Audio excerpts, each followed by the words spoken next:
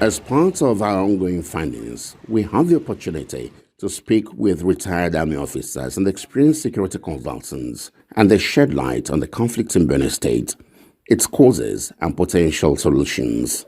It's a conflict that has lasted, but it metamorphosed from one stage to the other. At a time, I will call it, is it a peaceful conflict? Yes, because it will happen and it will be resolved. At a time, middle into it, it became unresolvable.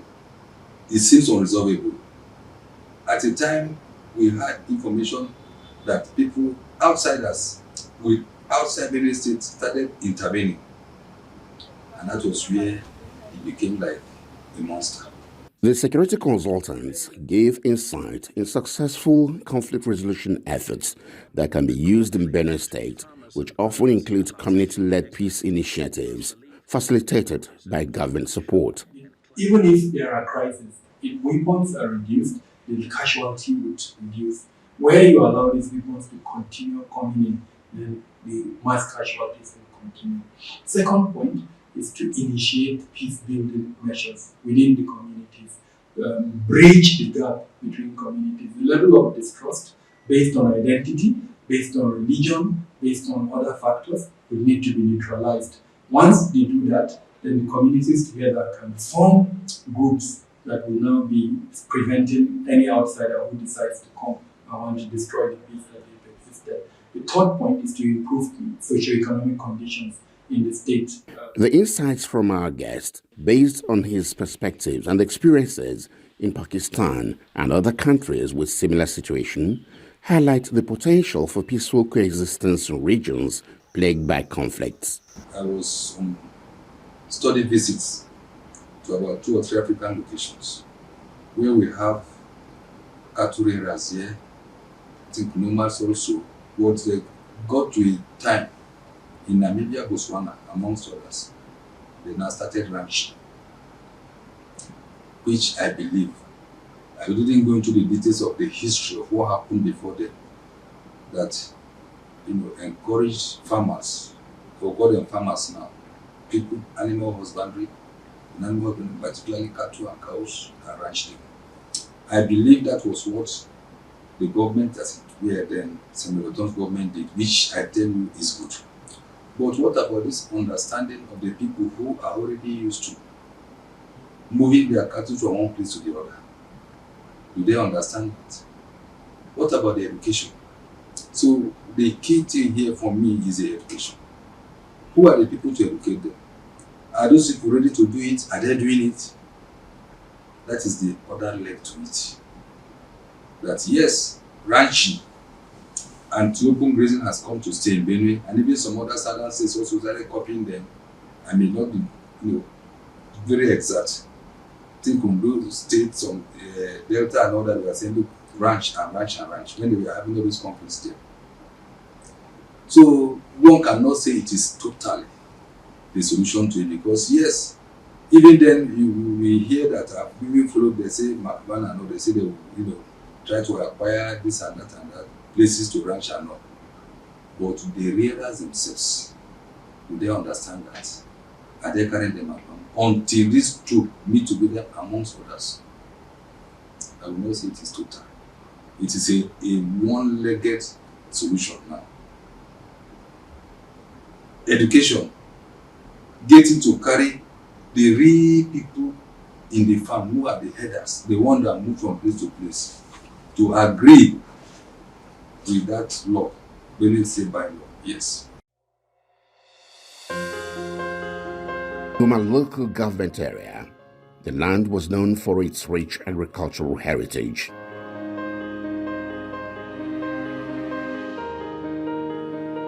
Before the Headers Farmers crisis, the communities were a symbol of peaceful coexistence.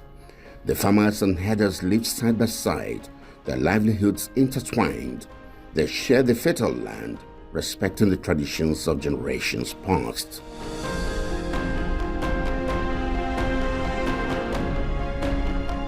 But then, a dark cloud begins to loom over the land. Tensions between headers and farmers escalated as competition for land and resources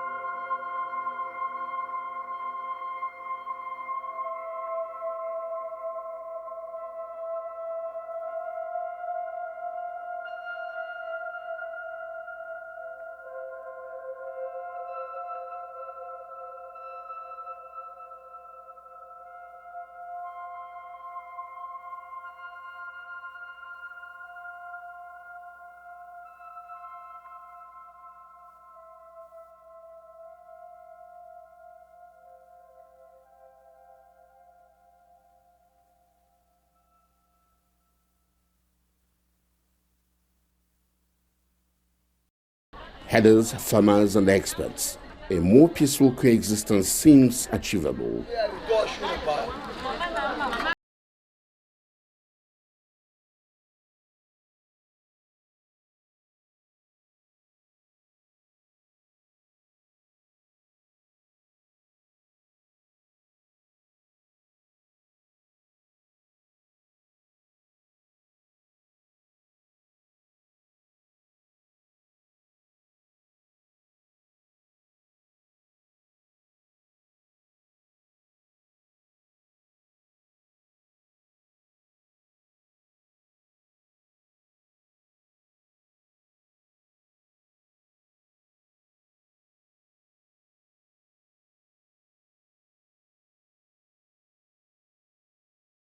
And disarming the people will become gradual, because the people themselves will even start to disarm themselves when they see no need for it. Our investigation into the farmer-header conflict has unveiled a complex web of issues contributing to this long-standing crisis. One alarming finding centers on the youth rustling of cattle from communities they don't belong to. This illegal practice exacerbates tensions and escalates violence. Armed youths from both farmer and header groups are often involved, making the situation even more precarious. Our investigation uncovered a distressing cycle of violence in some communities, where alleged herdsmen, driven by anger and retaliation after the rustling of their cattle, have resorted to retaliatory killings.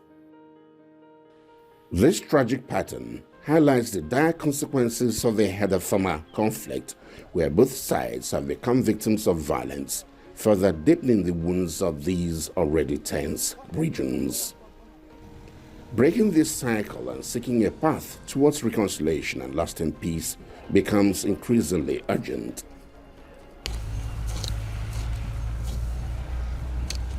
Alarming finding from the investigation reveals that land grabbing by wealthy politicians and influential individuals further complicates the situation. The manipulation of land rights for personal gain is a key driver of this conflict, leaving ordinary citizens caught in the crossfire. In some affected communities, the extraction of natural resources like gold adds another layer to the conflict. This has led to disputes over access to these resources, creating additional flashpoints in an already volatile region.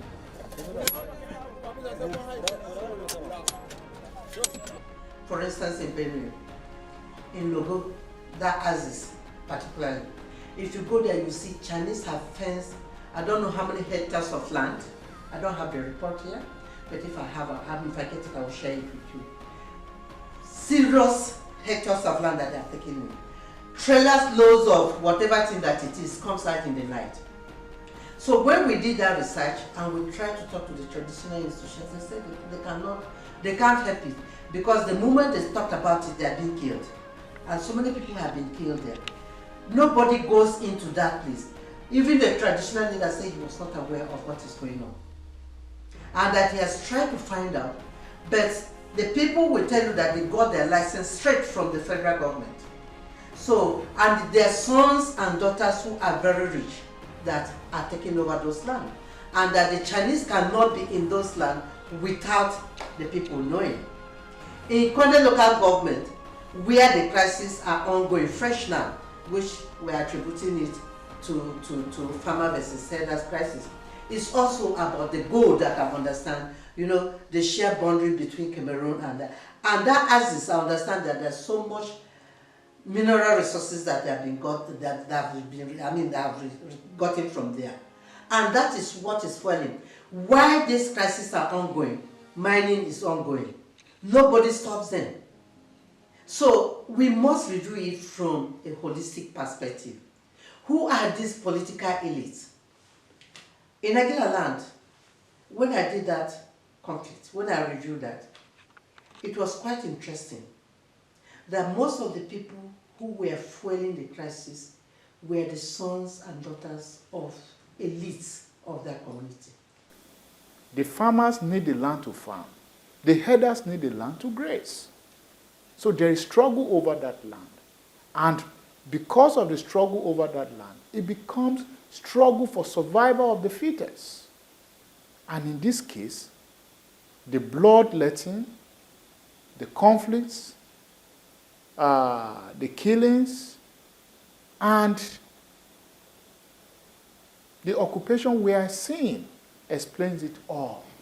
But in all of this, I will tell you that it is the struggle over the control of these natural resources. Climate change has intensified the farmer-herder conflict as dwindling resources force herders to migrate further in search of grazing lands. Prolonged droughts and erratic weather patterns have strained available resources, leading to more confrontations. Solution is integrated, really. Integrated in the sense that, first thing is this: can we bring those animals over there, down here? Will they survive? That's the first question. And some of people have tried it. They are not, and it's not working. I have seen people bringing dairy cows to Nigeria. They said they want to isolate them like they isolate in developed country, but they are not productive. Ask the question why? Because the environment that are suitable to them have changed. Sections of the population oppose anti-open grazing laws, which they see as infringing on